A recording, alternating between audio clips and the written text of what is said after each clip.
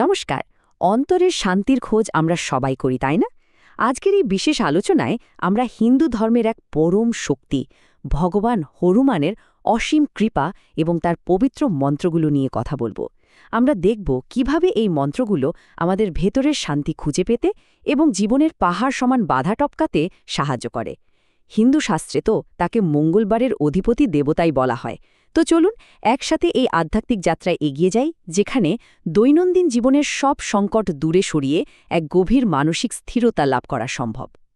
বজরংবলীর সংকটনাশক মন্ত্র দিয়ে শুরু করা যাক। মন্ত্রটা হল ওম নমো হনুমতে রুদ্রাবতারায় সর্বশত্রু সংহারণায় সর্বরোগহারায় সর্ববশীকরণায় রামদূতায় স্বাহা। একটু খেয়াল করলে বুঝবেন এটা কিন্তু শুধু কয়েকটা শব্দের সমষ্টি নয়, এটা এক পরম আধ্যাত্মিক ধ্বনি। জাগতিক সব ঝামেলা, রোগ বা শত্রুর বিনাশকারী হিসেবে কাজ করে এই মন্ত্র।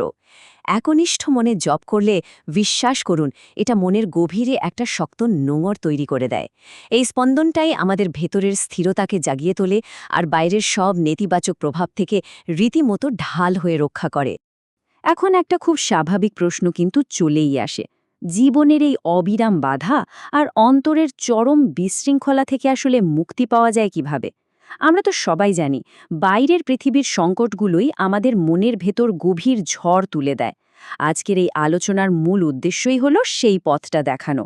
আমরা জানব কিভাবে বাইরে জগতের এসব সমস্যা থেকে দৃষ্টি সরিয়ে নিজেদের মানসিক এবং আধ্যাত্মিক অবস্থাকে একেবারে নিজের নিয়ন্ত্রণে আনা যায়। আর এর উত্তরটা লুকিয়ে আছে ভগবান হনুমানের প্রতি অটুট ভক্তি আর কিছু নির্দিষ্ট নিয়মের মধ্যে। যে কোনো আধ্যাত্মিক যাত্রার জন্যই একটা সুশৃঙ্খল রুটিন খুব দরকার, তাই না? আর ভগবান হনুমানের দিন মানেই তো মঙ্গলবার।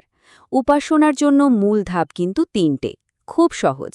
মঙ্গলবার সকালে একটু ভোরে ওঠা, তারপর স্নান করে শরীরকে পবিত্র করা, আর সবশেষে একেবারে শুদ্ধ ও একনিষ্ঠ মন নিয়ে প্রার্থনায় বসা।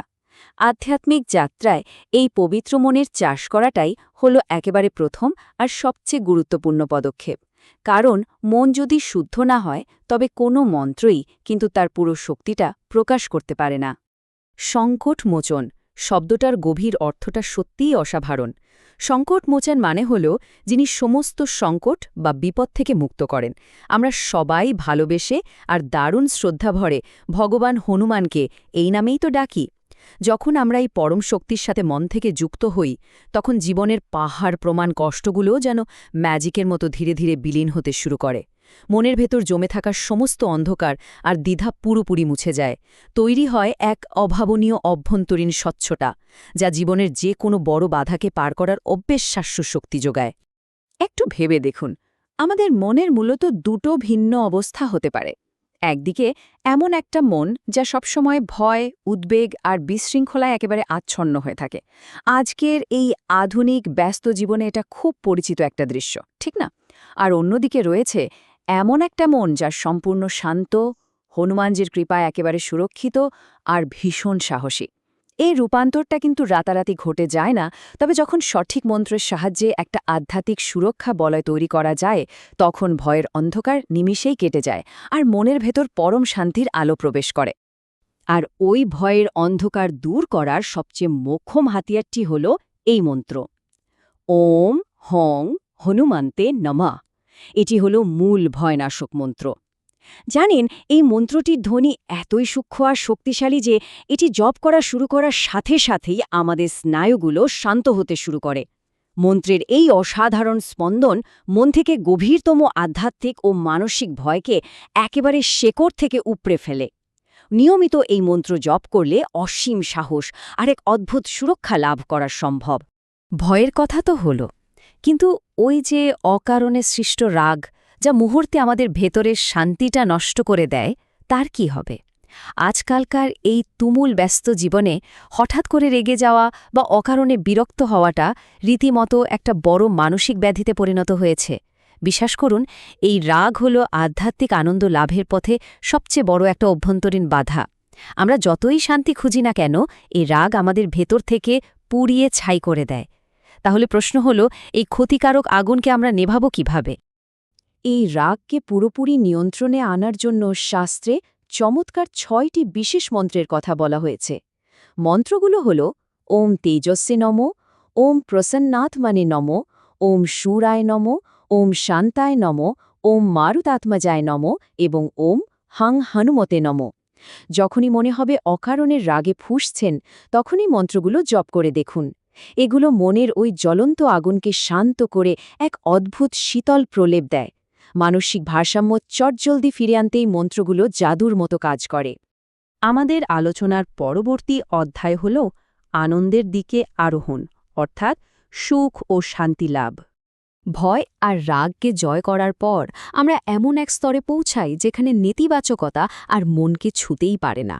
এই স্তরে এসে এই পরম পবিত্র শ্লোকটি স্মরণ করা যেতে পারে, মনোজবং মারুতুল্য বেগাং জেতেন্দ্রিয়ং বুদ্ধিমতাং বারিষ্ঠম বাতাত্মজং বানর ইউথা মুখ্যং শ্রীরামদূতম শরণম প্রপদ্যে।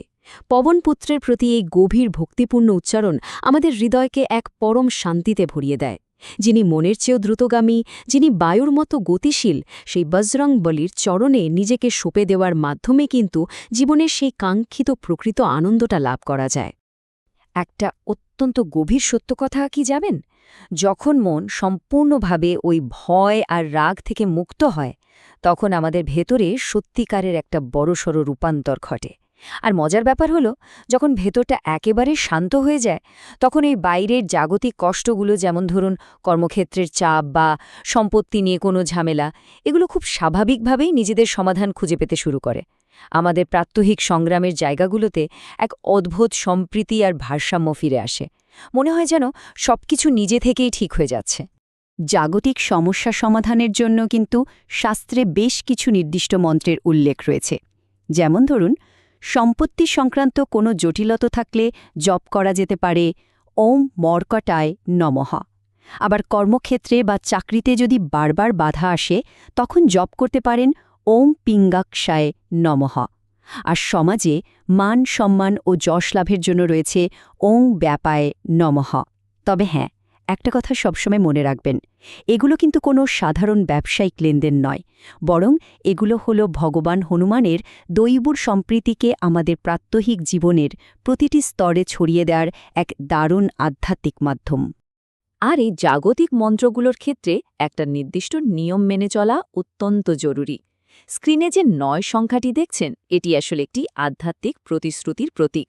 শাস্ত্রে বলা হয়েছে, সুফলগুলো পাওয়ার জন্য জাগতিক সমস্যা নিবারক এই মন্ত্রগুলোকে একটানা 9টি মঙ্গলবার জপ করতে হয়।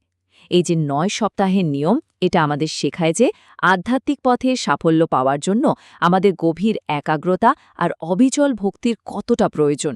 একটু ধৈর্য আর নিষ্ঠা থাকলেই অসম্ভবকে সম্ভব করা যায়। সবশেষে আমরা আবার ফিরে আসছি সুখ শান্তি লাভের সেই মূল মন্ত্রটিতে, ওম নমো ভগবতে হনুমন্তে নমঃ। আজকের এই আলোচনা যেখান থেকে শুরু হয়েছিল, এটি যেন পুরো বৃত্তটিকে একদম সুন্দরভাবে সম্পূর্ণ করে দেয়। জাগতিক সব বাধা টপকে যাওয়া থেকে শুরু করে নিজের রাগকে জয় করা, এসব কিছুরই চূড়ান্ত লক্ষ্য হল কিন্তু ওই পরম শান্তি এবং আনন্দ লাভ করা। আর আমরা এতক্ষণে নিশ্চয়ই বুঝে গেছি যে ভগবান হনুমানের আশীর্বাদ ছাড়া এই অসীম শান্তি অর্জন করা কখনোই সম্ভব নয়। আমরা আমাদের আজকের এই আলোচনার একেবারে শেষ প্রান্তে চলে এসেছি। বিদায় নেওয়ার আগে একটা খুব গভীর চিন্তার বিষয় সবার জন্য রেখে যাচ্ছি। এই যে মন্ত্রগুলোর মাধ্যমে অর্জিত নতুন শক্তি এবং প্রশান্তি, একে কিভাবে আগামী দিনে আমাদের দৈনন্দিন জীবনে প্রবাহিত করা হবে একটু ভাবুন তো। মন্ত্রের আসল সার্থকতা কিন্তু তখনই আসে যখন এর ভেতরের ওই পরম শান্তি আমাদের প্রতিদিনের কাজে, আচরণে আর জীবনযাপনে সুন্দরভাবে প্রতিফলিত হয়। এই আধ্যাত্মিক শক্তিটা সাথে নিয়ে সামনের দিনগুলোর মুখোমুখি হওয়ার জন্য এখন আমরা পুরোপুরি প্রস্তুত।